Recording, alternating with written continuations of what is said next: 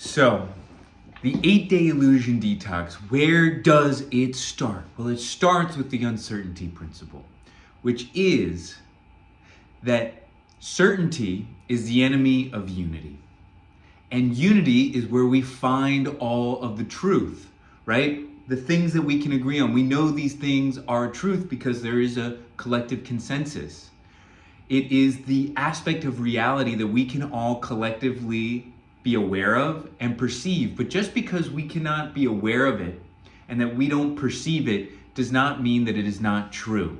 I gave the example that if I was in space with no awareness of gravity, no stories about it, no information about it, I could have the perception and awareness that gravity is not real because I'm not experiencing that reality. And so the message is that the truth is bigger than you, the truth is bigger than me, the truth is bigger than the world, the galaxy. The truth is only known, if by anybody, by the creator of the entire universe, because that is how expansive the truth really is. All right? So once we understand that we can't actually have the answers and know that they are true, we can't be certain about anything, well, what are all these things that you are certain about? That you're holding on to, that you're identifying with? What are these things, these answers that you are trying to protect yourself with, right? You're trying to fortify and protect yourself with your certainty prison. And that's what we talked about, certainty prison. And we go to certainty prison to keep ourselves safe. And what is a safe? It's a prison, it's walls. You put your phone in a safe to keep it safe from what? Well, the ever-changing world around you. And if you're trying to keep yourself safe from the ever-changing world around you, you are exclaiming that you are not part of that ever-changing world, that you are a fixed set of conditions that needs to be protected. You are not. You are not a fixed set of conditions. You are ever-changing and evolving. You are one with the universe, and the universe is ever-changing and evolving, and therefore so are you.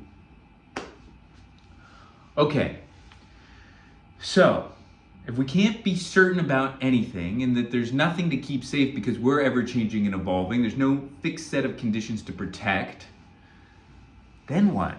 Well, what we then covered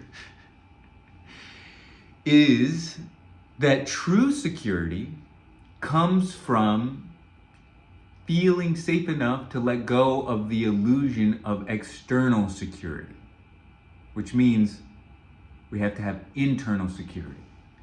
Because the one thing that we can be certain of is our experience, what we're experiencing. We can't be sure that the inputs that created that experience are real. Our senses could be hijacked. We could be hallucinating. This all could be a dream, yet the experience of the dream was real because I had it, and nobody can take that away from me. And so therefore, my decisions, my experience, those are the only things that I can be certain of. Everything else I am open to, right? Because if I become so certain about something that is external and someone else is certain about it, now we've created polarity, which means that we're only existing in partial truths that are opposing. And that creates a deeper amount of separateness, a deeper amount of conflict and suffering, right? Because suffering is separateness. Suffering is the recognition of our own separateness. Suffering is the desire for things to be other than what they are. Other than what they are. And in our desire for things to be other than what they are, we recognize our own otherness from totality. And that is painful. That is suffering. And enlightenment is the absence of suffering. And so that means letting go of our otherness. Not our identity of who we are that makes us unique and an individual, but letting go of having this declaration that we know how things should be, because that is an illusion. And so one of the ways to break out of illusions is to understand the difference between intention and expectation. Because when we're operating from a place of intention, we're operating from a place of co-creation with the universe. We're leaving room. We're saying, this is what I am going to give. I am going to give my presence. I am going to give my, I'm going to serve. I am going to collaborate, right? Expectation is all about outcome. This is what I want to get. I want my intention to reap me the reward of people appreciating me. It's outside of my control. I can always control what I give, but I can't control what I get. And when I ask only for what I want to get without saying what I'm going to give, then it's like, well, you're not going to give anything. You're not going to get anything. So we want to be really clear about what our intentions are in life, what our intentions are for our purpose, our relationships, and time, our intentions for the decade, our intentions for the year, month, week, day. And when we use our awareness and our perception intentionally, time, attention, and all of these things that can become our wardens of the prison of life become our liberators. They become our liberators because when we set intentions, we begin to ask the right questions and we begin to work with the universe, talk with the universe rather than talking at the universe. Because nobody likes to be talked at, they like to be talked with. We like to have conversations, dialogues, not monologues. No one wants to be monologued at, even though I'm monologuing to you right now. Okay, so after we covered intentions, we realized that we want to make sure that our intentions are in alignment with what is authentic to us, that these aren't patterns that have been conditioned onto us by society, mom, dad, all these things. We want to make sure that the things that are in our suitcase of awareness are ours, our stories that are fueling what is our authentic intention so that we can express our essence freely, right? Because at the end of the day, what this is all about is expressing that essence, the essence of who you really are. When you say, oh, I want to keep that safe, what are you keeping safe? What do you need to protect? A fixed set of conditions? Is that who you really are? It is not. Who are you beyond that? Well, you're this essence, you're this soul. And does that essence need to be protected? No, because it's timeless and indestructible. What does it need? It needs to be freed. And that is what we are doing here. We are freeing your essence to express itself authentically in the way that it was designed to express itself, free from all these filters. And so one way to see if illusions are there or not is to see if you're getting triggered. In the face of cognitive dissonance, in the face of a contradictory idea or belief or narrative or whatever to what you believe, are you able to be reasonable or are you reactive? Because if you're reactive, it means that this is probably not yours. What do we get reactive about? Politics, because they are narratives fed to us by the media that didn't originate inside of us. We don't own them, yet we have identified with things that we don't own, which means that we are owned by them. Right?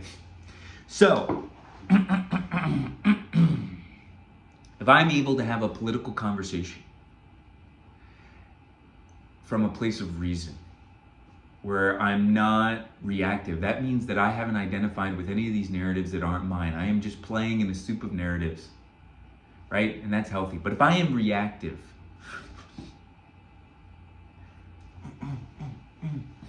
it means that I am caught in the shadows of illusion. And when we're caught in the shadows of illusion, we won't know where to go, because the truth guides us in the direction that we need to go in. And the truth comes from our authentic self. because the only thing that we know that is certain, that is real, is our experience, right? And so that's what needs to guide us. And the illusions cloud us on where we need to go, and we get all confused and we get all fuddled, and we're like, I suck, I'm not enough because I don't know where I'm going. But I'll tell you a story. I'll tell you the story of a boy who's excited for Christmas. And he's talking with his friends at school, and they're talking about, I want a bike, and I want an iPod, I want the new video game of Call of Duty, I want a football, I want a wagon, I want a skateboard, right? All these ideas of the gifts that they should get, all these expectations, these shoulds. And the boy is there Christmas Eve, and there's a gift for him underneath the tree, and he's like, this is my gift, and he goes, and he unwraps, and his heart is pounding. And what is it? It's a compass. It's not an iPod. It's not a bike. It's not a puppy. It's not anything that anyone's going to care about. It's a stupid compass. And he cries. And he's upset.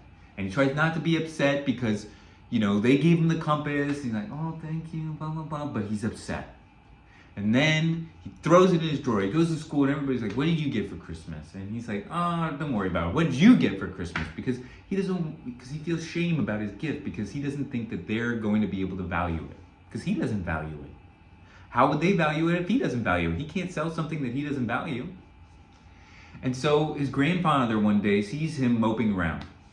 And he says, what are you moping around about? He's like, well, everybody has all these great gifts. And I just got this stupid compass. He said, you know what? Grab that compass and come with me. So he grabs the compass, and the grandfather takes him into the woods. He turns left and turns right, and he's off the path and all around. And he says, oh my gosh, to his grandson, we're lost. And he's like, yeah, we're lost. What do we do? He said, what do you have in your back pocket? He has a compass, right? And a compass, the needle goes bing, and it points him in the direction of home. And that compass now becomes valuable. But he didn't realize the value of the compass until he was able to use it, until he was able to explore it, until he was able to get to know it. So the reason I tell you this story is because a lot of times we judge ourselves as not being enough based off of all of these societal conditions and expectations and shoulds. But in reality, inside we all have this compass of truth guiding us where we want to go, where we need to go, what is right. Like what Jack Sparrow has in Pirates of the Caribbean. It's always showing him where he wants to go. The thing is, we don't think that compass is valuable, and so we don't follow it, and we find ourselves lost in this matrix of illusion. And so what this is all about is clearing through that matrix.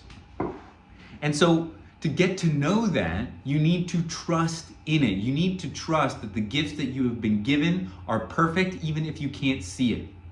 Because all this desiring for you to be other than what you are is just a laziness in the investigation of self. It's a laziness, right? You're not bothering investigating the compass. You're just judging it right away. It's not what it should be, and therefore it's not valuable. Get the compass. We didn't even get to the story of the compass. Whose was it?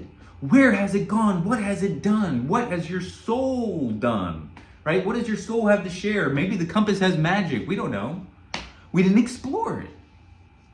Same thing with yourself. And so we want to explore that compass of magic, but first we have to have a little bit of trust, right? We have to trust in ourselves. And so today we're going to work on the emotional bank account. Today we're going to work on identifying our values. Today we're going to see what are these stories that are guiding our decisions that aren't in alignment with our intentions. And so that's what we're working on in the Illusion Detox. If you want to learn more about it, email me and sign up.